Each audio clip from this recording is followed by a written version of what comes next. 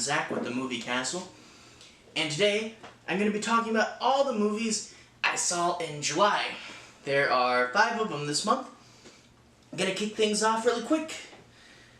First movie, SpiderMan Far From Home. This is the sequel to Spider-Man Homecoming and the most recent Marvel movie. Spider-Man Far From Home, it comes after the events of Avengers Endgame, and so if you haven't seen that, the movie will immediately spoil it for you, so make sure you see an Endgame before you see this movie. I will try to keep it quiet.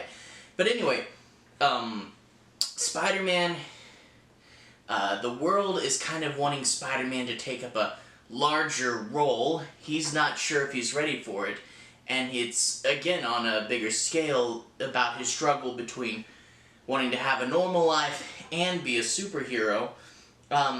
So all that, he thinks he's going to get a break because he's going to go on this class trip to Europe.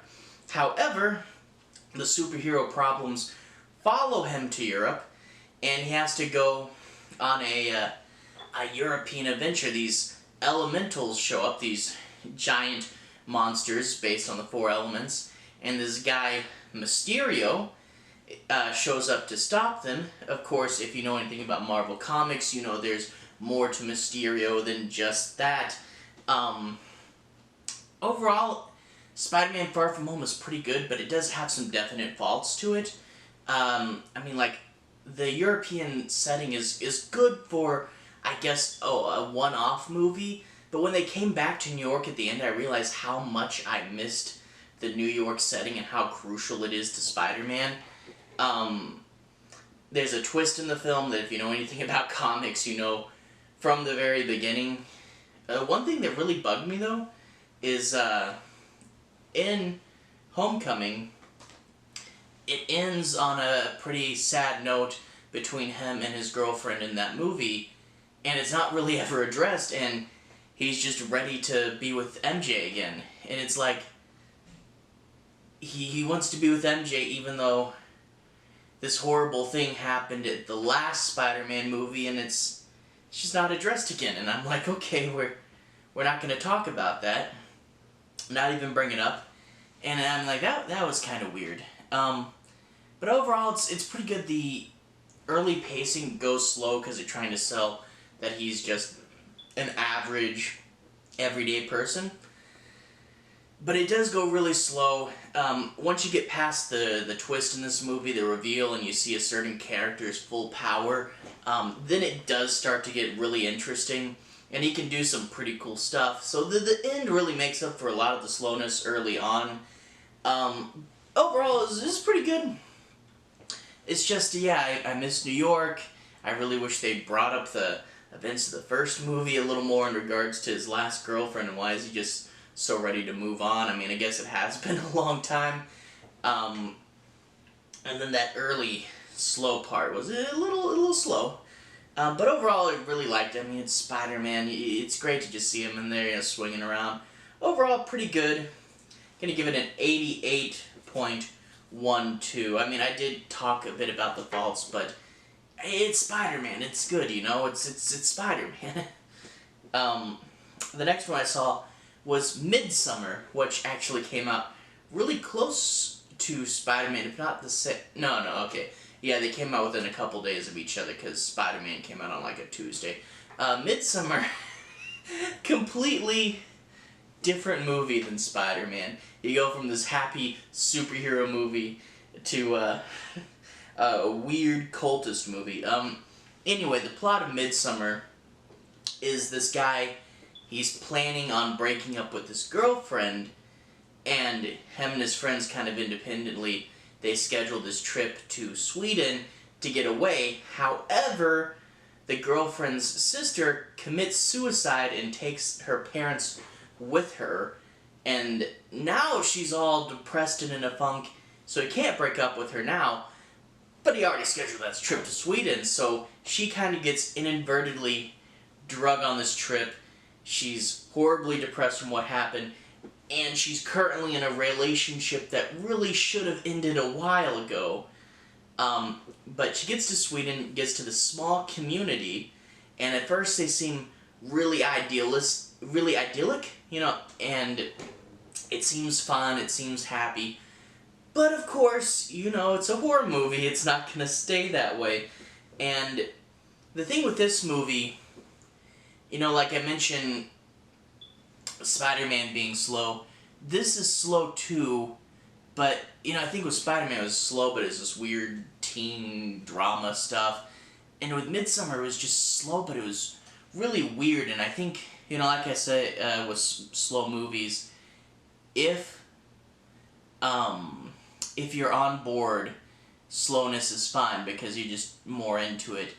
And it's kind of weird because there wasn't near as much slow stuff in Spider-Man, but I was like, teen romance, But then Midsummer's like, oh, weird cult stuff, weird, but then there was much more slowness in this movie. But Midsommar, I liked it. It was weird, but yeah, it did really drag on. But then there'd always be some weird thing happening, and it'd keep your interest going. I don't want to spoil too much, so I'm just gonna say, you know, it does get to be pretty gruesome at times. Overall, I liked it, but yeah, you know, it did drag, so I'm gonna do 84.08. Up next, we have Stuber, starring Dave Bautista and Kumail Nanjiani. Kumail plays Stu, an Uber driver who is hardworking and just trying to get by, and Dave Bautista plays a cop whose partner just got shot by a drug dealer, and he blames it partially on the fact that he lost his glasses and couldn't see and couldn't hit the guy. So he goes and has LASIK surgery done, and in turn, he's can't really see that much. However, unfortunately for him, this is when the drug dealer resurfaces. So since he can't see, he's forced to use an Uber, and he gets Stu, who he kind of kidnaps throughout most of the movie. Overall, this is a pretty good movie, but it's not the best. And it's kind of hard to talk about comedies, I think, because humor is so subjective, and it's hard to really say why something wasn't funny. And for the most part, a lot of the jokes land, but it wasn't, you know, you could tell just from how much you laughed that it was pretty good, but it wasn't great. I mean, it's worth checking out, especially by the time you're watching this video now, it'll probably be in the dollar movie. It's great for the dollar movie.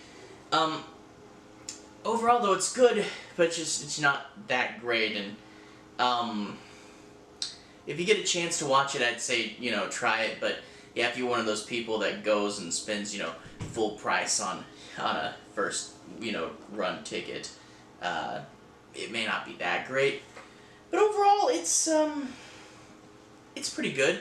There are parts where it, you know, you kind of wonder, okay, how is Dave Bautista getting away with kidnapping him so much, and how is he putting up with a lot of this? And that's really one of the solider comments on it.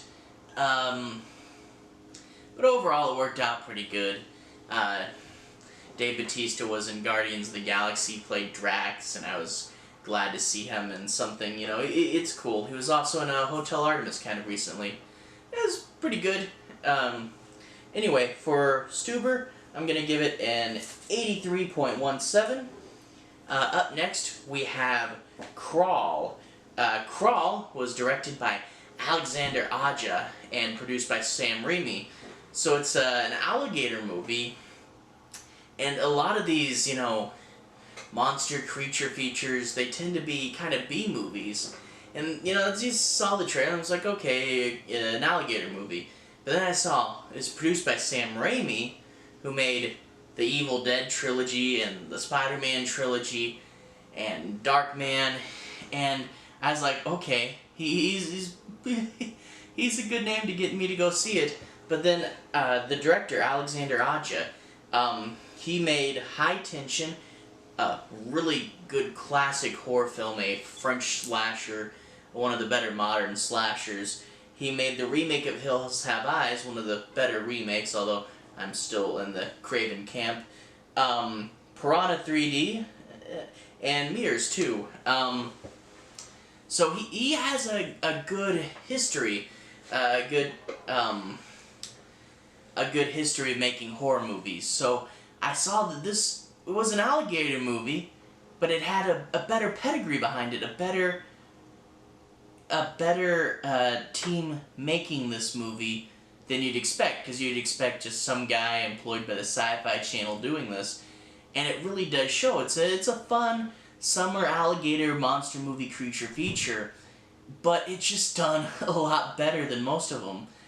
The plot, you have this girl, she's a professional swimmer, and she's a little bit estranged from her dad, who was like her coach growing up.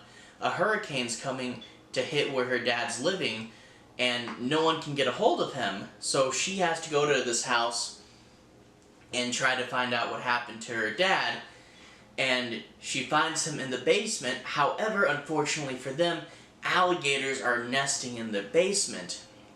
So there's this big alligator in the basement, and they have to try to get him out of there, and he's got like a broken leg or something.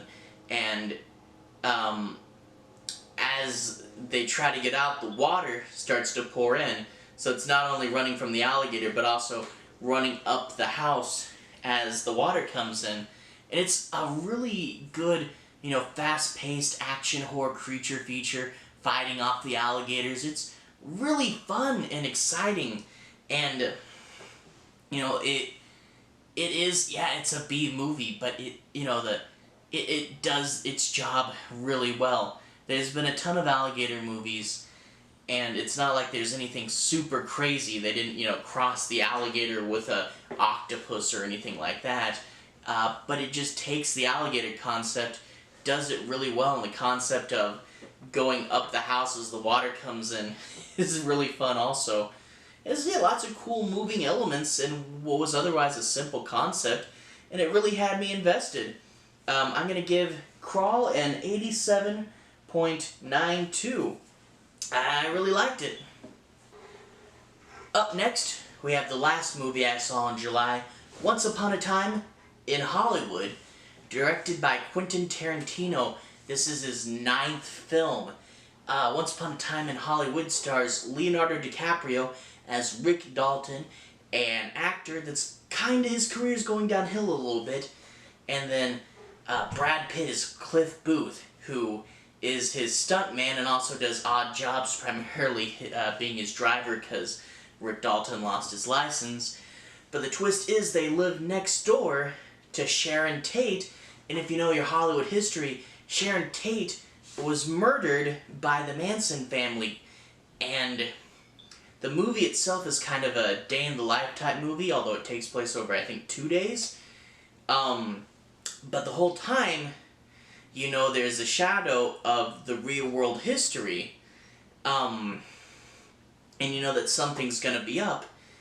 But the thing that some people complain about this movie is you go to Tarantino, you expect crime, war, and action, you expect blood everywhere, and it does build to that, but this is more of a day-in-the-life movie. This isn't a drug war action movie, and it's something that you have to know going in, is this is a movie about people's lives and careers and what Hollywood was at that time.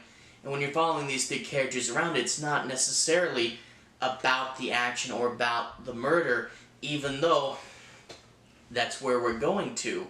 So it is this weird day in the life with the ominous real-world history hanging over it.